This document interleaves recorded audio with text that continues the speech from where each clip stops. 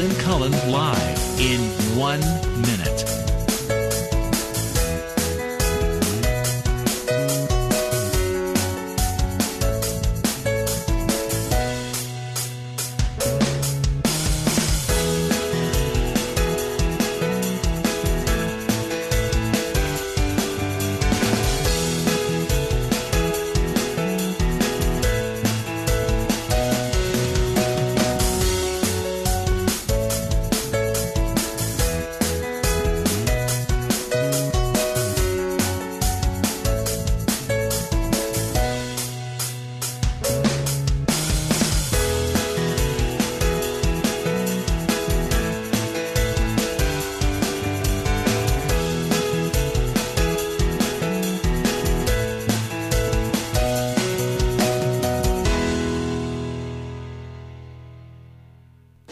Welcome to Lynn Cullen Live at pghcitypaper.com. Email your questions and comments to Lynn at pghcitypaper.com. Hello, hello. I know. Just look at me like, hello? I'm a little flibberty-gibbeted today. Okay. It's Thursday. Tom Sokolowski's with us. Good morning. Good morning. It's the 14th of June. I was shocked to see that I saw something that this is the last day of school in certain school districts around here. Is it because it was so warm in the spring that I feel like, what do you mean? You mean school's still going? Well, kids go to school much longer. I remember we always used to go to school, 100 years ago, around Labor Day, and then Memorial Day. But now they seem to go much longer. They do? And a number of school districts across the country have been adopting, the British modality where you have these sort of 2-week vacations like Michaelmas, whenever that is. And then there's a summer thing. But that, because they do find that kids get out of the modality of learning. And then many kids, and I remember this, by the end of the summer, you were bored. Like, what else? How many kites could you fly, Yeah. And you have forgotten almost everything you learned.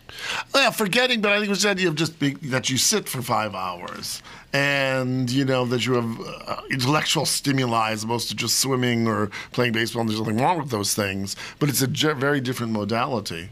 Okay. If you say modality one more time, you're out of here. Okay. I am telling you. I've never even heard you use that word before. You've said it 3 times already. Something. All right, fine. Where did you think you read it? I don't know. I don't even know what it means. Well, it's one of these sort of academic words. I know. I hate it. What is modality? What's a synonym? Come up with a regular, ordinary word. Well, I suppose you could say the mode or manner or use or custom. Way of doing. Yeah. Well, that's better than fucking-dality. You know what it was? When I was in Cleveland, dear friends in Pittsburgh, and I was reading some labels at the Cleveland Museum of Art, and I always like to read labels because the ones that I think really as an art historian, as an expert, and you say, oh, that's really good. People are going to learn the basic things, and then you read these others, and I will grant you that sometimes they're full of these academic jargon. Yeah. Shut up. No, and then you say, well, what will that person have learned? Nothing. But there was one I was reading about the artist Caravaggio, who was this very important artist in the 17th century. A picture of who's is on the front page gorgeous, of the Arts. Beautiful stuff. But they have a very beautiful one in Cleveland Museum of Art. Caravaggio. Like Calamia. Caravaggio. But anyway, they really talked about not only his colors, but his lifestyle and why he was so radical for the times. And, I was thinking, there was this woman standing next to me, and she was reading the label, and she said, So I said, well, what does madam, that mean? Pardon me, I'm an art historian. Can I chat about the painting? She said, oh, yeah. And so I said, well, look around you. There are paintings of the same period. What's the difference? So she started saying, well, it's darker, and the people have dirty feet, and the other people all look like debutantes.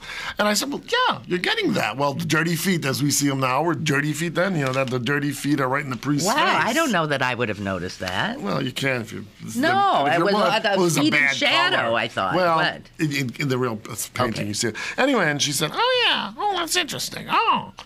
So... Well... And she learned something, which is... Right. What is the point of going to a museum if you're not going to learn something? Exactly. Well, some people would say, since museums were founded by the same sort of people who founded ministries and ministerial schools, there should be zones of tranquility where you chuck out the turmoil of the world. And I always say, at times, but at other times there should be zones of transgression where you can confront some of the traumas of life and do it in a safe place, as opposed to going on the street and saying, screw you! And you might get hit on the head. Whereas at a museum, you can learn about why racism or homophobia or xenophobia or whatever. Very good. Now, I applaud that little. That was really good. Well, thank you. Zones of tranquility and zones of transgression. Yeah. Whoo! I mean, one of the things, zones of transgression is sort of stage A&E with someone in leather pants saying, come on, mama, come on. Wow. So there. So there, yeah, right. You take your modality and shove it.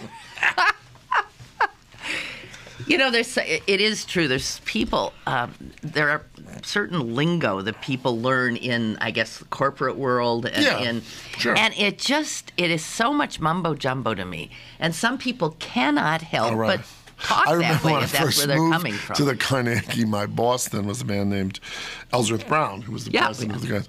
And he, although he was an historian, he did love sort of business lingo, because I guess when he was coming up in the world and arts and nonprofit management, they always said, take these mini courses on how to be a business person, you'll learn. And I only partly agree with that. But anyway, he loved, what was some of his words? Fungible. Oh, fungible. There's one. Now, okay. And we would always, the management team, we'd have these weekly meetings. And, we would count how many times he said fungible. Okay, so I've heard that too. And here's what I think it means, because I don't know what it means. It sounds to me like it means can be used in many ways. No? What does it mean? Well, it can be used in many ways, but meaning also that if it's in a general fund of money, you could use it to pay tuition, you could use it to pay the lighting bill. It's transferable, I think, would probably be a synonym. Okay. So as opposed to Lynn Cullen gives money for the flower arranging thing. And I give money to the Carnegie museums, and you can fungibly scatter it all over the place. And you vest in the leaders of that organization that if they need it to fix a pipe, because it's going to rain on the auditorium, you let them use it, as opposed to saying, no, it's only for painting the lobby. Okay, here's another word thing that's always gets me mixed up. Discrete and discrete. Discrete and discreet. Aren't they the same, but just from two different old English spelling or something? So. To be discreet. Yes, right. Not to. Well, I think ETE would be directly from the French, discret, I think. I'm not so sure they're not. I think they might be different words. And whenever I see the ETE one, I think, what is? I don't think it means the same. You may be right. I don't know. Okay, good. Good. I'm glad I'm not the only one confused by that. But it's one of those things that you always think I gotta look that up, and then I don't. Jess is on it. Wait, how do you spell the word? Well, the one that I'm really confused about is the discrete instead of EET. Right. Individually separate and distinct. No, which is what. Individually separate and distinct. Like okay. Math. Yeah. What? Like math. Discrete math. Like discrete math. Yeah, that's a thing. I don't know what that is. Okay. Well, look it up. So individually, it's something separate from. Right. That's not the same as she's being very discreet about that. The other one is careful and circumspect. Yeah, they're totally different words. Okay, right. Pronounced the same. And Okay, you're right. Okay, well, we learned something today. Well, I've learned lots. Well, good. Zones of transgression. Anything you can learn, I can learn better. Well, I can learn anything better than you. No, you can't. Yes, I can. No, you can. Yes, I can. No, you can. No, you can. No, you can't. I can jump a hurdle even in my girdle. I can shoot a partridge with a single cartridge. I can do most anything. Can you bake a pie? No, neither can I. Oh, that's wonderful. I remember I think when Rudolph Bing, the great director. Now, they always called Rudolph Bing. Sir Rudolph. No. What was he? He was an general manager. impresario. Oh. Yes, he Isn't was. that word was always put in, and Right, I don't even know what that means, but he was, if you said, what's an impresario, I would say Rudolph Bing.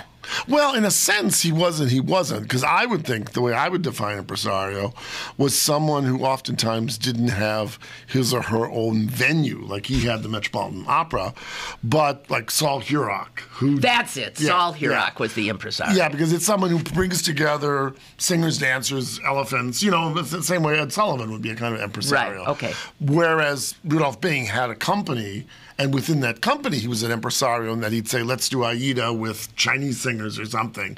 But he had his own company with its fixed boundaries, etc. But anyway, the reason I brought it up with that silly song, or brilliant song, Irving Berlin, was that when he resigned after being general manager Bing for many, many, many years, and really building the Met to what it is today, they had two famous Italian opera singers sing that song. And I can't remember, but it's like, I can sing a high note longer than you, but it was all in this like, I couldn't sing a high note because it was very funny. Giulietta Simenato and Ettore Bastianini, I think, were the two singers. But okay, this brings me to something I wanted to bring up with you. The classical music world was all a Twitter the other day when... Too many beans. Too many beans. A certain gent, a guy named Dare. See, I usually highlight things so I don't have to end up your yellow pencil. Yeah, I know. I must not have had my yellow pencil when I... But this guy suggested... his name is Richard Dare. He's with the Brooklyn Philharmonic, which is a oxymoron. In a way. I mean, they sort of wander around looking for places to play. I mean, it's not a I thought you were dissing Brooklyn. No, I'm not. 155-year-old Brooklyn Philharmonic. Well, one thing, if I make one parenthesis, many people forget that I think up through the Second World War, Brooklyn, the borough of Brooklyn, was the second or third largest city in the country. Yeah. And it was, if you go down, many of the major boulevards there or whatever, it's an extraordinary place. Quite extraordinary. Mm-hmm. Okay, here's what he said. He says, when you go to a classical music concert, he said, what do you see if you were to look at the audience? A sea of hollow-eyed faces shushing the slightest peep. All right. Bored, stifled by ritual. Audience members should be able to laugh, to clap, to whoop with joy, if so moved. That would make classical music less boring and less awful, less a musical North Korea. Okay, so you do the wrong thing, they take you out and shoot you. Yeah, right. Okay, so that resonated with me. Yeah. And yet when I think of somebody like, you can imagine, so after, let's say, the first violin does some incredible solo. Right. And you can imagine the audience going, cheering and whooping as that seems outrageous. And yet, that's what he's saying. Why do you have to sit there? Why? Well, and interestingly, I remember. Why can't you move? Why can't you, dance? Yeah. Why can't you? Well, I can't remember the woman's name. She moved from Pittsburgh, but she was first, I think, with Public Theater, and then she was at the University of Pittsburgh. I can't remember her name, but anyway, and she was their dramaturg, sort of historian, what have you. And she once gave a presentation about this kind of stuff to the Greater Pittsburgh Arts Alliance, whatever it was then, and talked about the fact that in the 19th century, the closest we come today is, I don't know if you've ever been to Chinese opera where they sell food and it's great. And everyone yells and screams at the end when they're doing all these aerobatics. But no, people would get up and they'd boo. In the middle of it. Yeah. And I think, sometimes booing can be useful because, in a sense, you're paying a lot of money. And if the singer or I'm most familiar with opera, but is not prepared or is sick so they shouldn't go on, then they should be booed. Well, I must say that I find sitting, I like classical music. I don't like going to the concerts. And it is because of this sort of enforced, this enforced sit be quiet. Right. Make sure you don't clap between movements, which you could maybe do and embarrass break wind. yourself. All right. Or cough or anything. And it's like scary. Yeah. Well, it's intimidating. Well, you know what's interesting? I believe very, very seriously, and I remember I was on the one panel for the symphony here some years ago when I first came to Pittsburgh about, what should they do in 25 years? There's a different demographic, et cetera, et cetera. And this isn't just in Pittsburgh, but nationwide. Excuse me. And one of the things that came out of it was, a lot of people said, oh, let's go and have, Patti LuPone come and sing with the orchestra.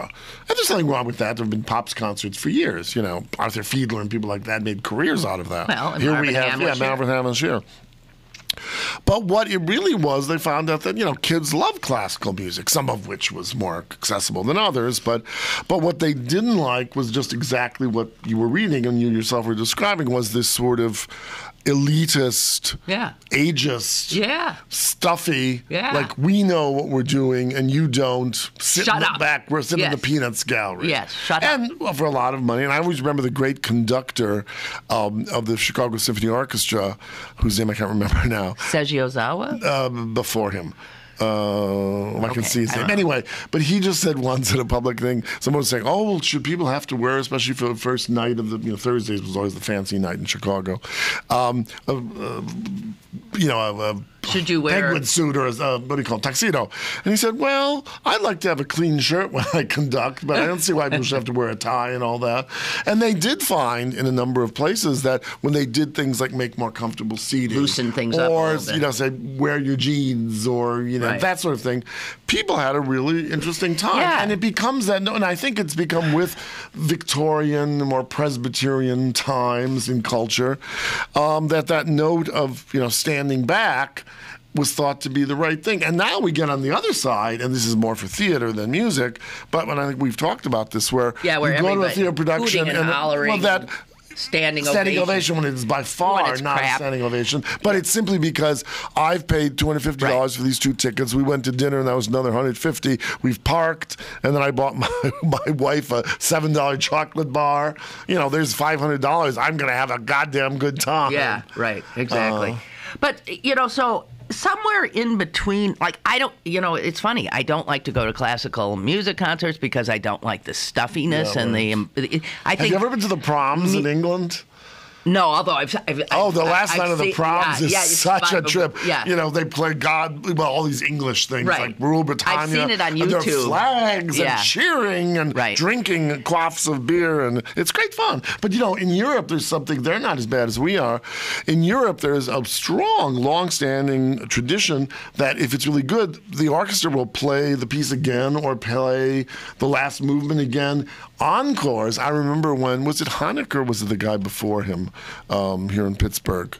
I can't think of his name now. He lived across the hall from me. Anyway, he was European as well. And when they would say, oh, Maestro, why don't we have, oh, no, I do not do encores in America. But in Europe, Berlin, like, let's play it again, Mary. So in between, I don't like going to rock concerts because I pay for a seat and can't sit in it because everybody's standing. And someone's urinating on you or having sex behind you. And I know. So I can't stand it. And then I can't stand the classical scene. Yeah. Where is there something, where did we lose sight of why can't we get some medium between place? Spectacle and solemnity? Okay, yeah. That sounds like an academic lecture. Okay, well, thank you. Lynn Cullen's parabola of the arts. Between spectacle and solemnity. I am sick and tired of all of it. The people who have no sense of decorum or how you might comport yourself. Or have a phony and then sense these of other decorum, ones with their noses in the air. And they wonder why, some seats they wonder why everybody's on life support in the audience, and things ain't looking good for the future. Yeah. Well, why? Yeah, right. So I think this guy. Well, and arts administrators, and it's maybe less so in museums because they're not quite as geriatrically focused. But the issue is, everyone knows where the future is, and that doesn't mean take the more traditional audiences and shove them. But the question is, oh yeah, but we'll deal with that in 5 years. Well, 5 years may be too late. Right. And so there really is that interesting way. And I really cannot not believe that among some of those people who maybe ostensibly look stuffy and bored, that there aren't a few of them, particularly the husbands, who aren't so worried about the tiaras, who would like to say, I'd like to take my tie off too, it's hot. Right, exactly. And it's the goyles, the old goyles. Is any old goyle out there who'd like to blame it on us? the women, always the women. Their tiaras and their bustiers and their whatevers. All right, you. Okay, so enough I'd of all. love to see one of the old goyles in a bustier, wouldn't you? I know. When you said bustier, I'm thinking they don't wear. It would be like bustiers. what's her name? Madonna wears Elaine bustiers. Oh gosh. Oh dear. She's quite something. Yeah. Sort of scary, I think. Oh, and a mean old cuss too. Yeah, I think we've talked about her before. Have we? Yeah. Okay. So. Microbes, maybe. She Yes, moved from bustiers and old bags to microbes. Many microbes. Many microbes. The one story that Tom and I really were fascinated by that's out today is a study about, I guess they completely cataloged the genome, no, not genomes. Genome is the gene DNA. map. It's a gene map. Is it? Is that what Right this here, is? right here. Okay, I'm sorry. There are for every human cell in your body, there are 10 microbes. Yes. In your body. And if you are approximately 200 pounds in weight, 2 to 6 pounds, like a pound, bag of sugar, are microbes. And since they're so teeny weeny, you can imagine how many microbes are in your body. They are in your body now. And on your body, crawling on your face. Yeah, they're on your face. They're in your nose. They're in every crevice and everything. And so you are host right now to millions of living things. Organisms. The human zoo. Yes, that's right. Gosh. My zoo's bigger than your zoo, honey. You know what's so fascinating is we're so high on ourselves. We think we're the we sound like we're high on something I know. But we think we're the be-all and end-all of human beings. Yeah. And we are idiots. Yeah. We are out to lunch. We no more have a sense of reality or what's really happening than that gnat over there who you look down your nose at. And these microbes are a lot smaller than that gnat. Yeah, exactly right. And I also think it's interesting how people we humans, perceive threats like, oh, look, there's this. That's not a threat. The thing that's going to take you down, is something you can't see. And just because you can't see it doesn't mean it ain't there. Oh, yeah, I'm thinking bubonic plague, yellow fever that killed millions and millions and millions of people throughout history was, infection due to brackish water or whatever, tainted meat or what have you, mosquito bites. Right. So now that they have actually mapped, I guess, it's called the Human Microbiome Project. This is funded by your tax dollars, the National Institutes of Health, because they figure if we finally stop being such idiots and understand what's going on in our bodies with all of these living things living in them, that we might be better able to stay healthy, to keep ourselves... Well, harness them. Hey, there's Charlie Jones microbe. Hi, Charlie. We need a little help there. Really? But seriously, yeah, exactly. It's just astonishing. Well, we were just talking about the fact of how when you often take, and I'm sure all of you have been told this. Yeah, well, I mean, when you're taking antibiotics, when you want to kill off the bad bacteria or bad whatever, what was it again? Probiotic, the special bacteria, because that helps the good bacteria in your colon munch up and do whatever it is, because antibiotics will just kill everything. And you're left like with a fallow colon. No, and you don't want one. You want these guys inside you. Marching inside. And most of them are, you need them. There's a I just see symbiotic them all relationship. in my colon doing the, Right.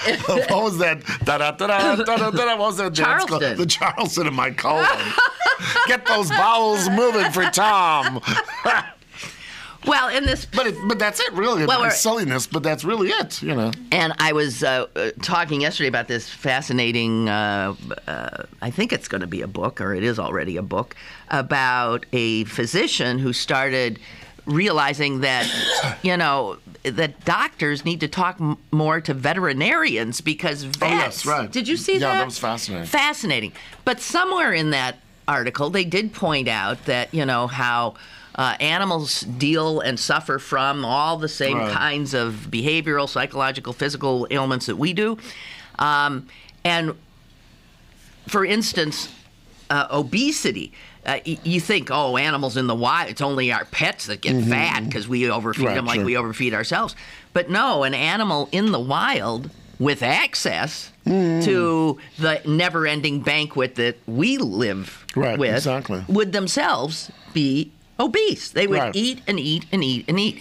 But then they pointed out somewhere in there that another thing that they're finding out is both animals and us have these certain kinds of bacteria. There's a certain specific marker of a certain specific little one. If you have a lot more of those, you can eat more. Yes, right. And not get fat. Right. And so the poor soul who, they just look at a donut and gain 5 pounds, they don't have a lot of these. Right. And then you see these people who are stick thin and eat like pigs and just... They just got more of these critters. Yeah, they got more of the certain kind of critter in them. So if you start learning this, well, what's to keep you from... Why couldn't you have a pill full of those little critters? Well, don't you think that's where they're going? Yeah, right. I mean, seriously. Just take one. Well, then we now know that in terms of with more traditional genetic mapping, where you can find out that if you have X chromosome on the so-and-so chain, and so do I, and we get married, the chances we're going to have an autistic child. Exactly. You then don't have children, or you do in utero amniocentesis or something. Find out, and that's what people choose often to abort their children if they know they're going to be born. See, I was just thinking, I bet the Catholic Church would be against that knowledge then if it keeps people from, Although did you read it? I thought it was interesting. Those bishops are certainly getting talky, but now this thing, which is very smart, both smart and smart-ish, or shrewd, in other words, the national... The U.S. Conference of Catholic Bishops having their semi-annual little conclave. And they came out saying, what was the word? I thought it was rather grand, the word they used. The economy, what was it? The economy is broken. But basically saying what that meant in terms of poverty for the people of the world. But anyway, then it said that... one of the bishops would be perceived as they were, before they signed this, but only after some bishops voiced concern that the statement would be perceived as a partisan attack on Republican budget priorities. Isn't so it's like, that fascinating? Hey. I wonder, was there did anybody suggest the same when you went to war on Barack Obama? The bishops? Exactly. And now all of a sudden they're concerned that if they come out saying that the economy, that there are needy people. Right. And the economy ain't working for those, the least of us. End of comments. And they actually have these bishops that stand up and say, oh, we can't say that and be perceived as, a knock on the Republicans. Well, big donors. Honey. Oh, gee. That's what it is. Beyond you know damn well. belief. It's big donors, and they don't want, who's going to pay for the Michelangelo frescoes of the next century. Seriously. Okay.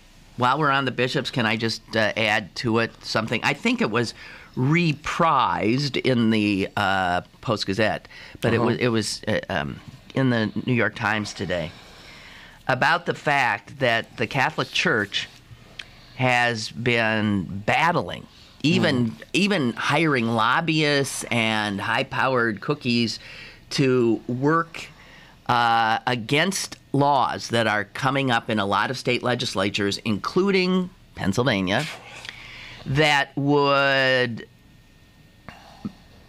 make whatever the statute of limitations is on when you can bring a sex abuse charge. Oh, right. A lot of states now are trying to push that back because they're finding that a lot of people, finally come forward and, sorry, I'm Right, sorry, exactly. clock just ran out. You should have come Right. yesterday. And what's collateral with that, or complementary, is in this sex abuse with Mr. Sandusky, the point when they asked some of these fellows who now, I guess, when they're in their 30s or 20s, whatever, and now 20s. perhaps they're adult, and they feel, although they're still tainted. I mean, you were trying to tell the anecdote about the hair. One guy who said today he still has who said he can't stand disgusting of chest body hair. because he felt the body hair of Mr. Sandusky on his Sandusky on back. him. Yeah.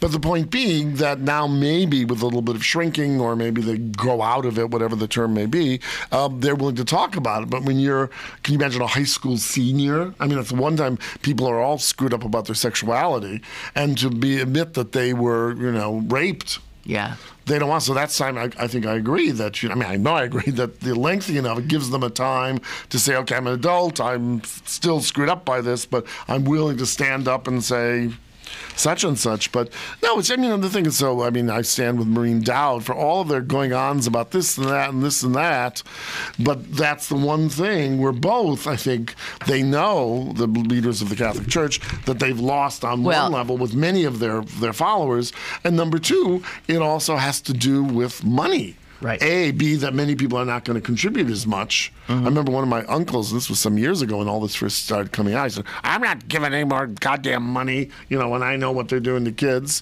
which was an exaggeration, but nevertheless. And then these millions and millions of dollars have been paid out. Yeah. And, of course, who was it? Is that awful new Cardinal of New York, Dolan. But who's saying, oh, no, that wasn't gag money, but what did he call it? There was some weird, it was money for counseling. It wasn't hush money. It was yeah. Some term. But so anyway, it says here that the church has successfully beaten back this legislation in many states, and says in Colorado and New York State, the church hired high-priced lobbyists, public relations firms. Handed out postcards in its parishes telling churchgoers to send, tell their representatives that they wanted them to vote against these bills. And there's this one story, it's just unbelievable. This separation of church and state. Yeah, right. What a joke.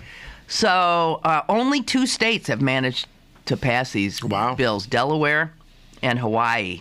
The legislation has been defeated in Colorado, Ohio, Maryland, Illinois, Washington, D.C., and New York. And listen to what happened in Colorado. The former head of the Colorado Senate actually proposed the legislation. She was an active Catholic, and she proposed this legislation. She said she was stunned to find in church one Sunday, this is in 2006, that the archdiocese had asked the priests to raise the issue during Mass and to distribute lobbying cards against her proposal. She's quoted as saying, it was the most brutal thing I've ever been through. The politics, the deception, the lack of concern for not only the children in the past, but for children today. She has since left the church. Well, one thing I think that, and I really give those dames a lot of balls, those nuns who are now not stepping down, this whole movement. They had to meet at the Vatican. And how many people, yesterday I didn't realize Yeah, they were there yesterday. But how many people, both the nuns themselves, because before, what did Reverend Father say? Ooh. It was like, timid wives with their husbands years ago, or today even, I guess. And these nuns are saying, forget that. We're out there, washing the asses of the poor and the ill, and you're sitting up there in your ermine waistcoat. And, Tell me. Yeah. And a lot of people are saying, hey, those women are on the front line, so shut up, Mr. Pope. Unbelievable. It's unbelievable. We never took a break, did we? Tom and I get so into talking. Oh, of course. Okay, well, I think we better take a break. Stick around for more with Lynn Cullen Live after this. You in the City and Hosanna House Summer Nights present Jazz Under the Stars, starring Najee, Friday, July 13th, 8 p.m. at the Sherwood Event Center in Wilkinsburg. Tickets available at Dorsey's, Stediford's, or charge by phone at 1-800-383-5760. Najee, live in concert July 13th. Proceeds benefit Hosanna House, a place called Hope. This is the sound of a flat-screen television hurled off a building. Now the new bike your kid wants. These are the things you could have, all cast into oblivion. Because when you throw away money on wasted electricity, you throw away everything you could have bought with it. Use Energy Star light bulbs and appliances, and you could save hundreds of dollars a year. Saving energy saves you money. Learn more at EnergySavers.gov. Brought to you by the U.S. Department of Energy and the Ad Council. Vote now. Who will be the chosen one in Pittsburgh City Paper's annual Best of Readers poll and register to win a new iPad? Pittsburgh City Paper, available at over 1,700 locations throughout Western Pennsylvania and on the web at pghcitypaper.com and on your smartphone at citypapermobile.com. Have a question or an opinion? Call Lynn Cullen at 412-316-3381 or email lynn at pghcitypaper.com.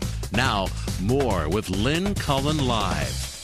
You know, we were talking about the, this amazing mapping of the human genome and now the microbial map. And there's no end to what can be done with this science.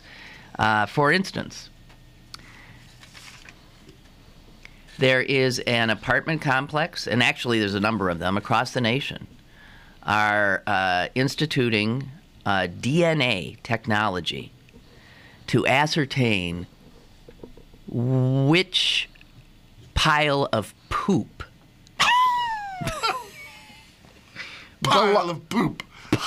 That sounds like when I took singing lessons. Let's do the P exercise. Pile of poop on Penny's backside. Anyway, but which pile of poop belongs to which pooch? So in other words, you can stick a stick in it and say, the Sokolowskis did not scoop up after That's right. Oh, how ridiculous. I know. And I guess in order to do now, this... when you said before, like, your money, your government money is paying for, I don't mind my money paying for this microbial thing, but for the poop picker-upper, pointing finger... I'm sorry, there's an entire division of a corporation called Poo Prince. They just go to the dog and say, take a swab. Yeah, well, that's right. Like they always do on so TV. I guess if you have a dog and you live in some of these apartment complexes, you do have to allow your dog to be swabbed so that you have a DNA marker. And then if, Well, the money I will say to and then you'll be fined some serious money. Well, I don't know. I remember when you said you were in New York, but when I first lived in New York, 1971 to 76, the poop was... incredible. Oh, incredible. I mean, you're always stepping in it. Because I was there in 71. Yeah, okay. But it wasn't bad. It was horrible. You'd step in it, and then you were just about to go into, the Princesse de Cohen-Feinberg's house, and, you had poop on your foot. But now, No, now they pick. No. They and people pick up just now. know. And you see people not doing it. I saw this one woman hiss, this huge man, like, and this man, this little teeny chihuahua, and his poop was quite... Yeah, minuscule, but still, it's poop. Fire! Pick it up! I know.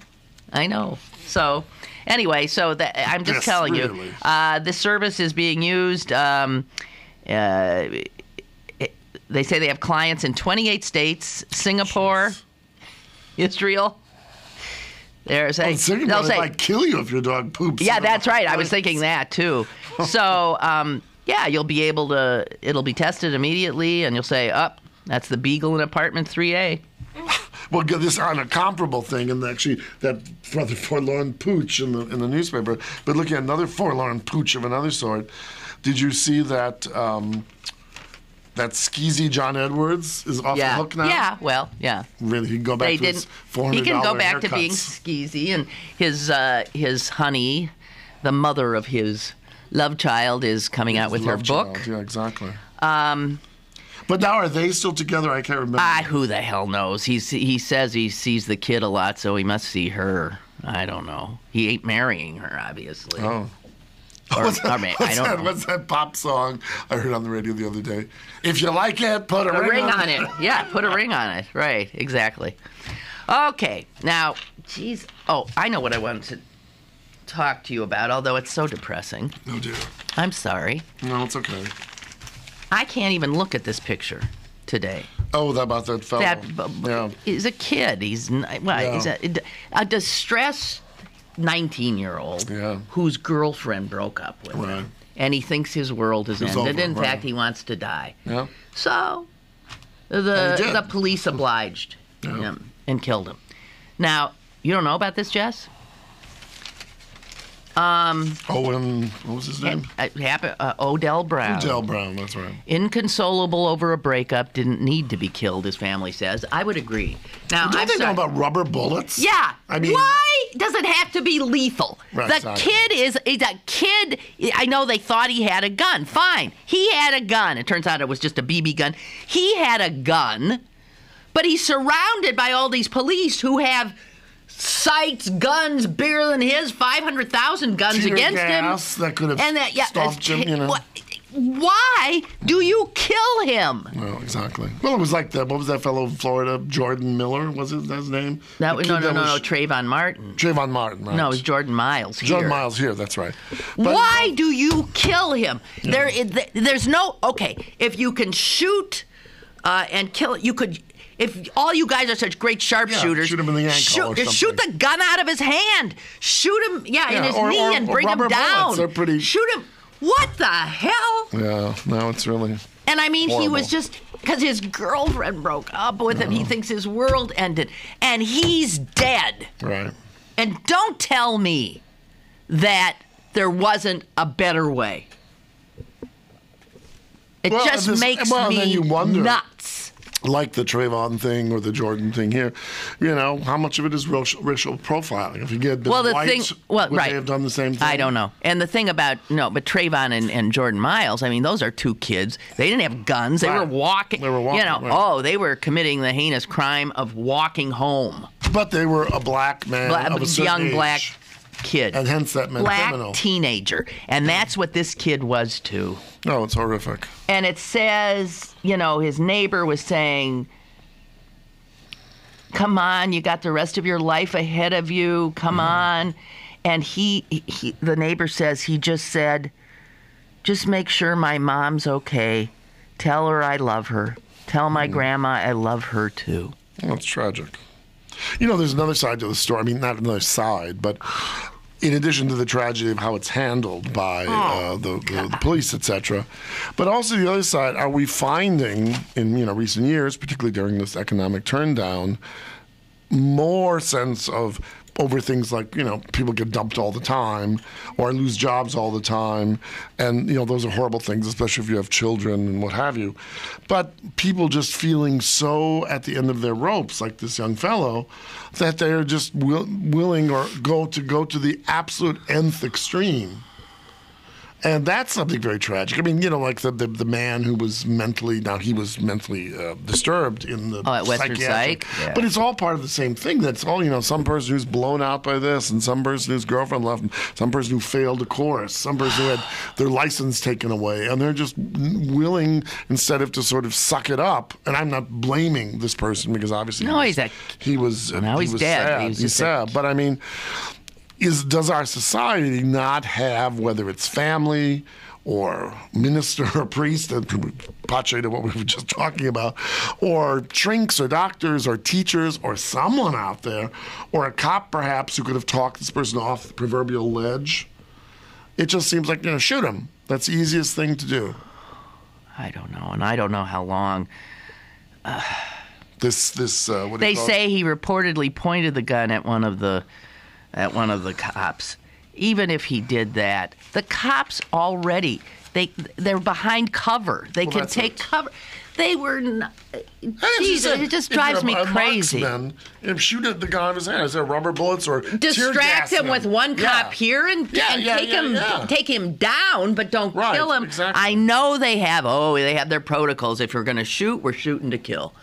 Well, maybe that needs to be rethought. Right. I mean, it's not as if he had, like as that one guy did the other day, I forget where that was, where he had the kid under his arm. Yeah. And, that's a little bit more difficult. But here, he was walking around. And does it say how long this would have... I don't know. Maybe it took an hour. I don't know.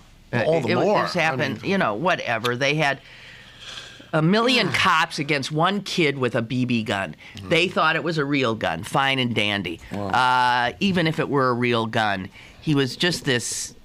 Oh, God. Yeah. I can't stand it.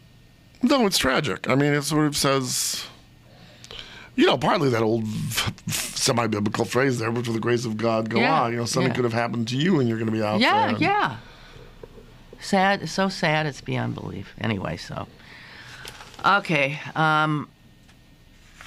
The Sandusky thing we don't want to talk about. It's too horrific. Except what I found very interesting, just as a side note, and I just read the first few lines, but I think, what's her name, has given the Catholic Church, the hierarchy of the Catholic Maureen Church. Dowd? Yeah, a pause for the moment, because I guess she's going after Sandusky, yeah. Doesn't she say she was standing behind him? She was right something? behind him. Maybe she just was there for the day. I don't know. Yeah, I don't know why you would...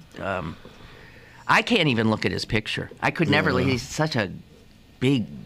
goofy-looking lug with yellow horse teeth. Oh, he's just hideous. Yellow horse teeth? Oh, I've not noticed that. Yeah, he's got bad teeth. Oh dear.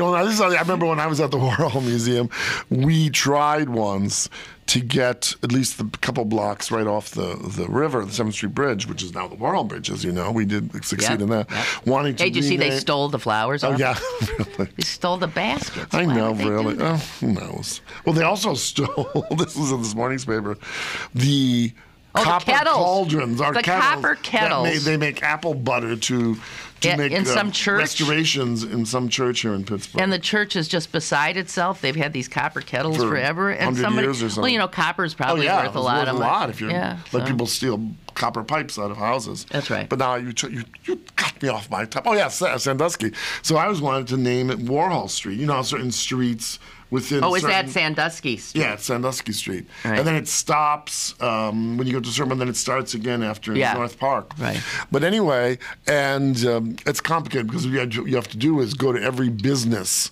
on that street or individual and say, do you mind if we rename this? Because you have to read it. Well, because they have, right. Anyway, so we didn't try terribly hard, but I sent something to them the other day and I said, I think maybe now to change it from Sandusky to Warhol Way may not be so difficult. You know what? That's true. I know it's true. That's something, when a name gets tainted, like Madoff, like Oswald, Lewinsky. I mean, you think of names that all of a sudden, or even a, your first name or something, when all of a sudden it gets... If it's unique enough. And then what do you do if that's your name? That's it. And somebody has besmirched it. Sandusky must have been... Jess, can you look up? Because I know there's like Sandusky, Ohio, a city, etc. Must have been some general or politician. But, and who knows if our Mr. Sandusky is part of that noble lineage. Oh, please. Or maybe Margaret will know. Margaret, do you know? God, Margaret had a funny line the other day. What was that? Margaret, we were talking about this. Oh, it was that article, the interesting article about animals and us, veterinarians, and how this Cocker Spaniel in Texas was wandering around its backyard, which had a little pond, and there was a toad, and it, did what dogs do, is sniffing the toad, and then it licked the toad. And it turns out the toad had as a kind of the skin hallucinogenic toxin or something on it. And the dog, stumbles back into the house. And And then the next day, when his owners let him out, he just made a beeline for the pond. It's looking all everywhere, and he became crazed licking toads. I mean, just like, and he became an addict. He was completely an addict. I remember when I was in college, when the drug thing was first coming up, psychedelia, whatever, and it turned out someone found out that, this was at the University of Chicago, someone in some biological was studying these toads, because I guess they're not super special. I mean, a number of toads have this skin thing as a kind of what do you call it? Prevention or defense. And so they found this, and people would run into the lab at night and lick the toad. Lick the toad. So Margaret wrote back. Didn't she say, "I need a toad" or something? I mean, I think. But I love the fact that the dog liked. Oh, well, see, but that's what they're saying. We all like what happens is that affects the pleasure center. Oh, I see. Yeah, So yeah, now you know what you have to. Oh, that felt good. Are you out there? I hope Rob Rogers is listening to us. That would make a great cartoon. What? Like something to do with toads. Toad licking. Can you imagine a dog like on its back, sitting or lying on a psychiatrist's bed with like a dream bubble above him, licking the toad? Rob, $50 if you use that. No, you know what? If you give Rob an idea, yeah, you get like 50 or 25. No. Yes. He said that once. Yes, I'm almost sure. Well, that's what the New Yorker does. If you send them an idea, the New Yorker, years ago, I think he does. I thought Rob didn't like people giving him ideas because... Because then he would just be barraged with them? I can't remember. Or people saying, I gave you that. Yeah, whatever. I think... I don't know. Well, no, but the point is, I mean, obviously he gives the visualization of it. But if you say, hey, wouldn't it be funny to have a cartoon between Marine Dowd, a snarky toad, and a Cocker Spaniel, he would work out how that would look. Well, the cartoon, though, wouldn't work because most people don't know about dogs licking toads. That's true. Only the cognoscenti? How do you pronounce it? Conoscenti. Conoscenti? Yeah, the G is silent. Conoscenti. Cognoscenti, yes. Cognoscenti. Those in the know, ladies and gentlemen. Because I will give you a little lesson here. In Italian, conoscere, it means to know or to understand. Yeah. Yeah. That's why so those who are in the know. Consigliore. Consigliore, yeah. Consigliore. Which is a lawyer. Yeah. Or avvocato. No. I mean. Okay. So in Italian, one of the pronouns to me is totally weird. Yes. G-L-I? Li. Yes, pronounce that. Li. Li. No, that is like good, soft. Li. Not glee. Well, I know. What does it? So you don't say the G at all? You're not just saying Lee? As my father always used to say, it's silent like pee in swimming. Okay. No, it's sort of like I don't know what the word. There's a word in linguistics. I forget what you call it. But yeah, Li. And what does Li mean? It's a plural. The plural of a singular or sexually neutral, specific, sexually neutral plural. Okay. Like lo is masculine, the cat. La is like the lady. And ye? Lay is like the ladies. Okay. Yeah. And ye would be sort of sexually in between. neutral. Yeah. Well, plural. Yeah. Okay.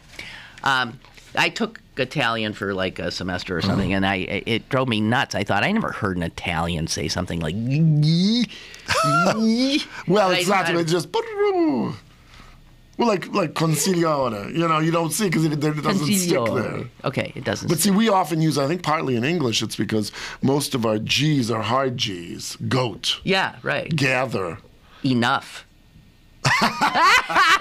We got to take a break. That's why English is so weird. Impossible. We got to take a break. Email your questions and comments to Lynn at pghcitypaper.com or call Lynn at 412-316-3381. Lynn Cullen Live will return in a moment. Gustavo and Vella wants to thank all of southwestern Pennsylvania, the USA, and the world for helping to liberate his native country of Equatorial Guinea. Equatorial Guinea has suffered 43 years of dictatorship, 43 years of human rights abuses, 43 years of corruption, and 43 years of kleptocracy. Even with $5 billion in oil revenue in 2011, the 700,000 citizens of Equatorial Guinea earn less than $2 per day. A proud Mount Lebanon resident, please help Gustavo and Vella usher in the 21st century by allowing freedom, democracy, and socioeconomic prosperity by the rule of law for the next 43 years and beyond. Email him at presidentandvella@yahoo.com to help free Equatorial Guinea. Go to bergbargains.com for great deals on tickets to the City Theater, Symphony, History Museum, and the Carnegie Museums. Check out this week's big deal featuring 50% off tickets to the Carnegie Science Center. Bergbargains.com, Pittsburgh's only online deal site where the deals don't expire. Bergbargains.com. Get Lynn Cullen Live on your smartphone. Go to citypapermobile.com now for Pittsburgh City Paper's brand new mobile app. Get the latest restaurant reviews, event listings, movie times, and of course, Lynn Cullen Live on your smartphone. citypapermobile.com. Now, it's back to Lynn Cullen Live at pghcitypaper.com. By the same guy. Yeah. Well, so they came down, from Canada? They came down from Canada. We're talking about the fact that, there are settlements in the wilds of Wisconsin. Yeah, in the middle of the country, and that are older than Pittsburgh. Right. And you think, wait a minute, it was those French traders, the French traders and the French priests coming down through Canada, through the Great Lakes. Mm-hmm. They were, and then through the Great Lakes into the rivers. If you take the Great Lake, you end up at Green Bay. And I think Green Bay got, it was like 1630 even something. Is that possible? It was unbelievable how early there was a No, it probably wasn't there. that early. It wasn't that early. Because when I'm thinking about, the only reason I think about that is, from my academic days, was that the first missionaries weren't, and the first missionaries went to Asia before they came to Canada, North America. But that wasn't until later, like 1670s or so. Okay. But it's still in the 17th century, though. You're absolutely right. And then I'm trying to think, does the Mississippi go into ultimately one of the Great Lakes? I'm trying to remember. No? Where does the Mississippi spill out at the top? That's a good question. It doesn't spill out at the top. It spills out at the bottom. No, exactly. But I'm trying to think. What are the headwaters? I don't know. Headwaters. But what is that river that goes across? Is there a river that goes across Canada at the top? What's it called? Oh, the like Sault Ste. Marie or whatever the hell it is. That's not a river. What is that? Oh, we would flunk geography. Oh my God. That is an estuary. I still don't remember what an estuary is. Well, it's like the St. Lawrence Seaway. I remember. St. Lawrence Seaway. That's okay. The Mississippi goes. And that's how I think they came in boats down through. Well, I remember being blown away when I was a kid, and I was told that there was an Israeli freighter docked on the Fox River in Green Bay, and I thought, what? What? It was one of the lost tribes. Yeah, right. How do you? We were all excited because there aren't next to no Jews in Green Bay. We thought a whole ship full of Jews. You would have had a minion. I know. There's a minion. The Israelis are here. Let's play. Jazz? Northern Minnesota is where the Mississippi starts. Northern Minnesota is where the Mississippi starts. Okay. But attached to what, though? I didn't get that far. Well, so I didn't even understand that a ship could start in Israel and end up in the interior of the U.S. in Green Bay. Yes, it could. The St. Lawrence Seaway. Yeah, right. Then through the Great Lakes and down into, because Green Bay is part of Lake Michigan. That's a schlep. Whoa. I still remember the name of it. It was called the Tarpuz, which means, you know what that means in Hebrew? Orange. Oh, really? And yeah. Color or fruit? No, fruit. Tarpuz. Oh. What are you doing? Where it spills out or spills from. Well, spell it. Itasca. Itasca. CA. So it's See, probably similar where it's some Ithaca, kind New of York a- comes, some indigenous Some name. kind of Native American. Okay. Okay, so Minnesota. Minnetonka. Hey. So, hey. Oh, Lord. Boy, do we, We go everywhere. stream of consciousness. It's No, but isn't that the human way? Yeah, it is. Just We piddle from one puddle to the next. Don't piddle in my puddle. That goes back to the your peas. pooper DNA. Pooch poopers and yeah, never. When was the last time, great Pittsburghers, you've seen poop on the streets of Pittsburgh? Now we'll probably get 700 emails about Oh yeah, there's plenty of people who don't pick up, but there aren't a lot of dogs downtown. And No, the you people, don't. I never see them. I see dogs walking downtown because I now mean there's poop, I mean. but they pick up. You don't see. Yeah. Well, it's good. People. Well, it's very funny. I think Well, humans think are about- like animals. Another way, going back to something we said, that I think if you teach them enough, like in New York, the pooper scoopers, to go back to my anecdote, as we said, it used to be everywhere, and now it's nowhere because both. I mean, there was the law at one point, there still is. But it's everyone- people also- get used to it. You it's go a- and you pick up a baggie with you, and Right. you turn the baggie inside out, and you. I know. I never would have Fling thought it I'd into the end up. garbage. The idea of picking up your dog's poop Right. seemed like Yeah, outrageous. the most horrible, stupid thing. Right. But having but people picked up do. much poop myself, it gets to be Yeah, no exactly. big deal. And One on a man's- let me tell you, on a cold winter day, A hot turd is a a good hot thing. turd feels good. I mean, it does. Now, Lynn Not- Cullen, thus spake on her tombstone, in Hebrew will be written that Yes, that's right. phrase. A hot turd is better than a cold Slurpee.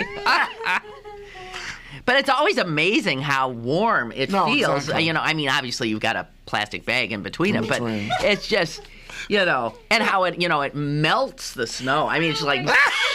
I mean, Now, listeners, if you were ever caught at the top of Mount McKinley and you're freezing to death, if you find some bear poop, I don't think that's considered nutrition. No, I said eat it. I was going to say put it next to your heart because it's warm. Oh, I'm sorry. Lynn Cullen is a very gross woman, ladies and Well, gentlemen. it was odd because I was having a conversation with my son the other day about drinking urine. Oh, well. Okay, urine I know can be a lifesaver. Well, and yeah. urine also, one thing people don't realize, given where it comes from, is Mahatma sterile. Gandhi drank urine. Oh, well, listen, I'll tell you if you have 1 second. When I was in India 30 years ago. You drank urine? No, I didn't. But I was talking there was a concert on poetry, and there was this terribly interesting man who knew everything and had been with the World Bank in the United States. So we were going on about this, that, and the other. And then we were talking about medicine. And he said, "Oh, you Westerners are such silly people." And I won't go anymore. And this, that, and the other. And I said, "Well, yes." And he was talking about acupuncture and natural medicine. And he said, "Oh, and you people are, because you're so hygienic, I believe you should drink a cup of your own urine every day." And there was a prime minister whose name was Raj, I think. Who did? Yeah. But anyway, but urine is hygienic. So oftentimes they will say, like, I remember when I was a gymnast, if anyone would ever believe that, as a kid, and I remember one kid ripped his hand on the parallel bars because there was abrasion. And I remember the coach said, go and urinate on your hand because that will stop. Clean it. Yeah. But so urine is, excrement, something else, but urine is hygienic. The coach said, go pee on your hand? Yeah. Or dancers, that will happen if you rip something on your Yeah, but didn't he have a first aid kit? Well, but I guess the urine was the easiest. I don't know. Maybe he was the Sandusky of the South Side of Chicago. I don't know. God Almighty. Oh, no. Okay, I think we're done. Let's see. Did someone have something? I think we're done. What? No. Okay. Okay. All right, we're done. We're done in more ways than one. Oh, man. Okay. Hey, thank you as usual. Are you here next week? I am. Great. Me too. You guys have a wonderful day. Beautiful day. Enjoy it, Yeah, nice. please. I may not be on the 28th, and I will.